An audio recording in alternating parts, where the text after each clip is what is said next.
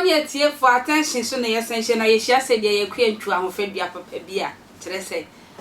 nsuo bia nkan ye na mede nsempa ba beso na meso se obe share no like no subscribe na adoma bi na wo ho no ho koso ana bo modern point so kakra maye na notification bia bia wonso wonsa kan no wehu ne ekoso Ghana memo a endra me beso mo se eyeye nua be ma na se bibia Ghana rockstar Kuami Eugene anka samo ya to ye nua na se Ghana fo anka ye nti asempa na so nyankopon aboye ho ban ma ekoye asempa epra kakra be na so anhye dan Kuami Eugene accident ewo Achimota Joel Road no so nenso sa accident na e bae no ye nua be ma showboy a wono so TikTok ono so ne won sem bebre bae bo no fi America bae ya sesi ye hu ni opache sa wono so ne waka ne sa accident na Eugene ya no krasan ye kwa na nkrofobia se be Kuami Eugene abrabo eyo mutan yo machine no wo mo na ehihye sa accident na mam enti so mo oti om woni so mo nya se be san kwase asem na mpeso mo de ko Ghana rockstar Kuami Eugene so na wa fedi audio mudin ene be ba beto abontin ma yanko showboy ho yanko fa ne ono so ewo ka kire ye mrasesia Musu Kuami Eugene accident na asema pese meka say ake modan for yenya moden Kuami Eugene fi odan hotan yenso ho na yenso efri yenya moden na mo de car accident nko na mata ma yesa na de ya ne say yet car ni si echi accident number wo obaye den omuntimi nko ye de car ne mo bi ya na maboye fom na mo de car to yeso e kan ko ahwe Kuami Eugene kam ko hwe range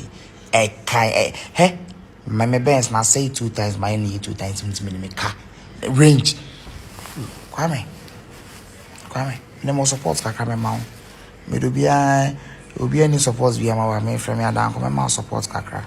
say $1,000 na me nya ma o say $2,000 na me nya ma o me support so me guy ma bi odi mo ko ma bia nim say me last ho chere wa afra adan ko be socket so we get take cram it me pajama obey omune me Kwame ko se ebi efri no mbezo mo dada no mo kun wa kwantu mbezo mo boa oye den exam go fi akoja ya koji ni ake mo dan fo abai fo munja yen wate ye ten kran ye nen kran fo na na ye pape wa ana mo ye sa di Kuami Eugene man Benz crash na ye den bent man hwe ne so nanam sama fo men di me anka Kuami Eugene ho pamacho mo meka mo re mungu sun ka me ho sa wai amemeti ye mini 5 yet me the yeom see from honna me quickly na me organize a car me no this the scene so mo form on hospital because now say or bleedy Kuami Eugene bleedy no bleedy tina enye very comfortable na ne hefa na o bleedy sa moja pram na ne hefa no na say ninsa right no as a bibi acha ninsa right no nti utumu se na moja ba pa na no so ase na no so moja so pia kraka ne cut one na ho na ushen so a ninsa no ne wrist de bia omode watch e bon the wrist no nti bo anonso so na ase aka kakra nti utumu se a dislocate and ase bia there's some fracture there nti na enya nti all of those things na me organize some of the motorists on buy na me nyom kasa say look at the situation I saw more farm uncle and after that na me friend me guy ba kubu Achimota police station said they asking me nti on police brand them na on no organize na police for the ban on beto car no any tipper track ni na call police station so from there na me the DH many police for your call UGMC hospital na your call na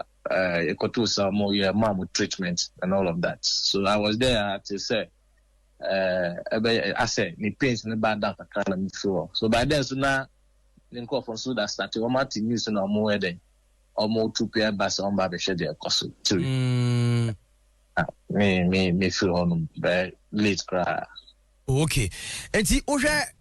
the damage of the car here. Tipa track na wa parke na woko e no de kobot wo e na chiri so kwan no na ma timi bai me hu say hosum ni ye match street light bia nse da ni in between sa stretch na papa bia yes, ene da in kwepa because ohwe sa N1 so a street light bia embo ho nti makwa no so ayesum a chese kukuru ni ja keke so na chese accident we enheda anye kwasa ei ekwe ntwa na mbeso na bi makra